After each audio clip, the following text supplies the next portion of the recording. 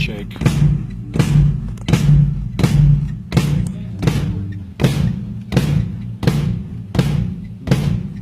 And then sound check here, see how it goes.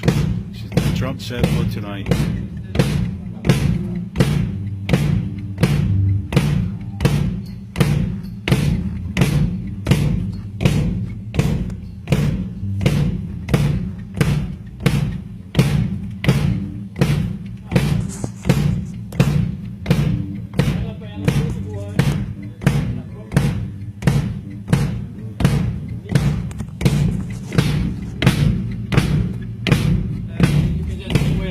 Okay. There's something wrong, I don't get any signal. Hvilken boks er den i? Det er det jeg skal sjekke. Antageligvis... Den er...